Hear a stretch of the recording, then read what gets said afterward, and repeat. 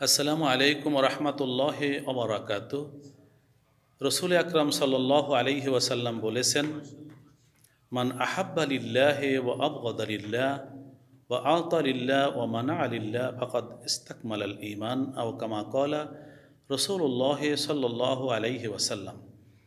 এর অর্থ হচ্ছে, মহানবী সাল্লাল্লাহু আলাইহি ওয়াসাল্লাম বলেছেন যে কাউকে ভালোবাসে বা কোনো কিছুকে ভালোবাসে আল্লাহর জন্য, কোনো কিছু অপছন্দ করে অথবা কাউকে রাগ করে সেটাও আল্লাহর জন্য, কাউকে কিছু দেয় সেটি আল্লাহর জন্যই দেয়, কাউকে কিছু দেয় না বা সেটি দিতে নিজে চান না সেটিও আল্লাহর জন্য।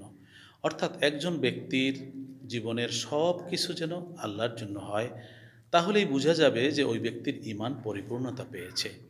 সেজন্য পবিত্র কুরআনুল কারীমের একটি আয়াত আল্লাহ পাক রব্বুল আলামিন যেখানে বলেছেন, কুল ইন্না সলাতি ওয়া নুসুকি ওয়া মাহইয়ায়া ওয়া মামাতি লিল্লাহি রব্বিল আলামিন।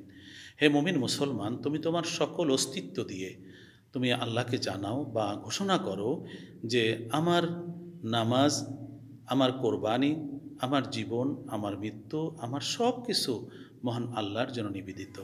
সেজন্য একজন মুমিন বান্দা যদি কারোর সাথে রাগ করে সেটাও হবে আল্লাহকে খুশি করার জন্য, জৈবিক কোনো কারণে নয়, দুনিয়ার কোনো কারণে নয়। যদি সে কারোর প্রতি খুশি হয়, সন্তুষ্ট হয়, কাউকে ভালোবাসে, সেটাও হবে আল্লাহর জন্য। সেটি দুনিয়ার কোনো কারণে নয়, জৈবিক কোনো কারণে নয়, বা সেটি কোনো স্বার্থের জন্য নয়। যদি কাউকে সে কিছু দান করে বা দেয়, সেটিও হবে আল্লাহকে সন্তুষ্ট করার জন্য, আল্লাহকে ভালোবাসার জন্য। যদি কাউকে কিছু দেওয়ার থেকে বিরত থাকে, সেটাও হবে আল্লাহ পাক রব্বুল আলামিনের সন্তুষ্টির জন্য। অতএব এখানে নিজের কোনো জৈবিক চাহিদা অথবা নিজের প্রবৃত্তির কোনো আকাঙ্ক্ষা এখানে জায়গা পাবে না। দুনিয়ার কোনো গরজ বা দুনিয়ার কোনো সুনাম বা লোক দেখানো অথবা দুনিয়ার কোনো উদ্দেশ্য এখানে থাকবে না। বরং ভালোবাসা, কারোর প্রতি রাগ করা অথবা কাউকে কিছু দেওয়া অথবা কাউকে কিছু না দেওয়া, অর্থাৎ জীবনের প্রত্যেকটি জিনিসই হবে আল্লাহকে রাজি খুশি করার জন্য।